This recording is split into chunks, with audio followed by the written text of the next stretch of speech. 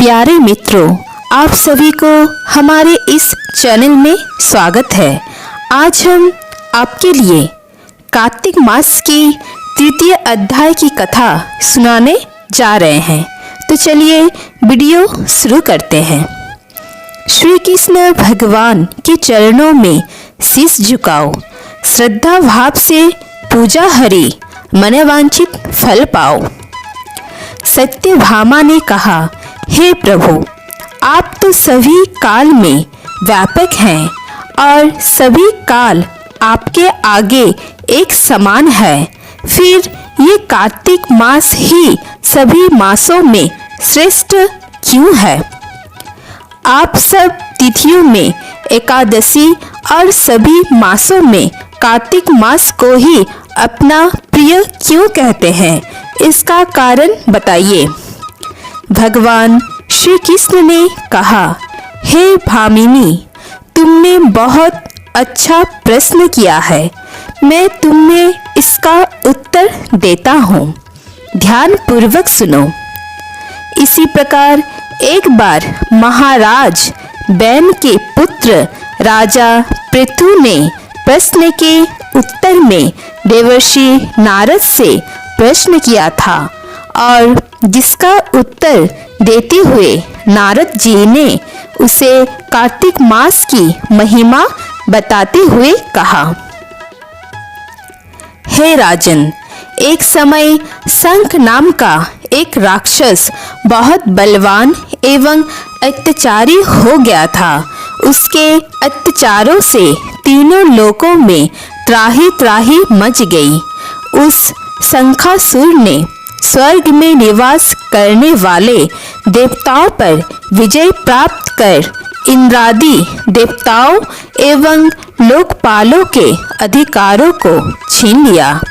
उससे भयभीत होकर समस्त देवता अपने परिवार के सदस्यों के साथ सुमेरु पर्वत की गुफाओं में बहुत दिनों तक छिपे रहे। तत्पश्चात वे निश्चिंत होकर सुमेरु पर्वत की गुफा में ही रहने लगे। उधर जब शंखासुर को इस बात का पता चला कि देवता आनंद पूर्वक सुमेरु पर्वत की गुफाओं में निवास कर रहे हैं, तो उसने सोचा कि ऐसी कोई दिव्य शक्ति अवश्य है जिसके प्रभाव से अधिकारहीन यह देवता अभी भी बलवान है। सोचते सोचते वो इस निर्णय पर पहुंचा कि वेद मंत्रों के बल के कारण ही देवता बलवान हो रहे हैं। यदि इनसे वेद छीन लिए जाएं तो वे बलहीन हो जाएंगे। ऐसा विचार कर शंखासुर ब्रह्मा जी के सत्यलोक से शीघ्र ही वेदों को हर लाया। उसके द्वारा ले जाते हुए भय से उसके चंगुल से निकल भागे और जल में समा गए। शंखासुर ने वेद मंत्रों तथा बीज मंत्रों को ढूंढते हुए सागर में प्रवेश किया, परंतु न तो उसको वेद मंत्र मिले और न ही बीज मंत्र।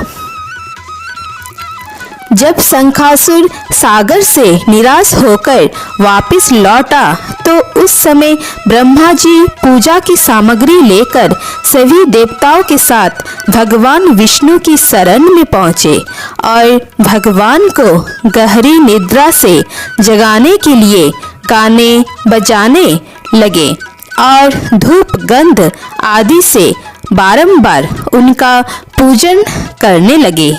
धूप, दीप, नैवेद्य आदि अर्पित किए जाने पर भगवान की निद्रा टूटी और वो देवताओं सहित ब्रह्मा जी को अपना पूजन करते हुए देखकर बहुत प्रसन्न हुए तथा कहने लगे, मैं आप लोगों के इस कीर्तन एवं मंगलाचरण से बहुत प्रसन्न हूँ।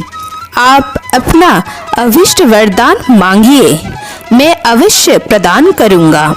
जो मनुष्य आश्विन शुक्ल की एकादशी से देवोत्थान एकादशी तक ब्रह्म मुहूर्त में उठकर मेरी पूजा करेंगे, उन्हें तुम्हारी ही भांति मेरे प्रसन्न होने के कारण सुख की प्राप्ति होगी।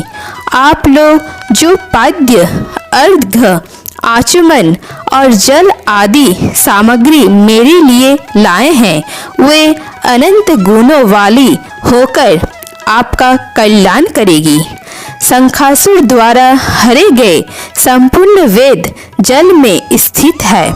मैं सागर पुत्र शंखासुर का वध करके उन वेदों को अभी लाए देता हूँ। आज से मंत्र, बीज और वेदों सहित मैं प्रतिवर्ष कार्तिक मास में जल में विश्राम किया करूँगा।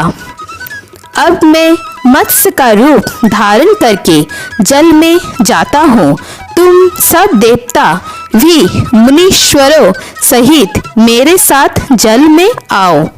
इस कार्तिक मास में जो श्रेष्ठ मनुष्य प्रातःकाल स्नान करते हैं, वे सब यज्ञ के भवभृत स्नान द्वारा भली भांति नहा लेते हैं। हे देवेंद्र, कार्तिक मास में व्रत करने वालों को सब प्रकार से धन, पुत्र, पुत्री आदि देते रहना और उनकी सभी आपत्तियों से रक्षा करना। हे धनपति कुबेर, मेरी आज्ञा के अनुसार तुम उनके धन धान्य की वृद्धि करना, क्योंकि इस प्रकार का आचरण करने वाला मनुष्य मेरा रूप धारण करके जीवन मुक्त हो जाता है। जो मनुष्य जन्म से लेकर मृत्यु पर्यंत विधि पूर्वक इस उत्तम व्रत को करता है, वो आप लोगों का भी पूजनीय है। कार्तिक शुक्ल पक्ष की एकादशी तिथि को तुम लोगों ने मुझे जगाया है, इसीलिए ये तिथि मेरे लिए अत्यंत प्रीतिदायिनी और माननीय है। हे देवताओं, ये दोनों व्रत नियम पूर्वक करने से मनुष्य मेरा सानिध्य प्राप्त कर लेते हैं। इन व्रतों को करने से जो फल मिलता है, वो अन्य किसी व्रत से नहीं मिलता। अतः प्रत्येक मनुष्य को सुखी और निरोग रहने के लिए कार्तिक महात्या और एकादशी की कथा सुनते हुए उपयुक्त नियमों का पालन करना चाहिए।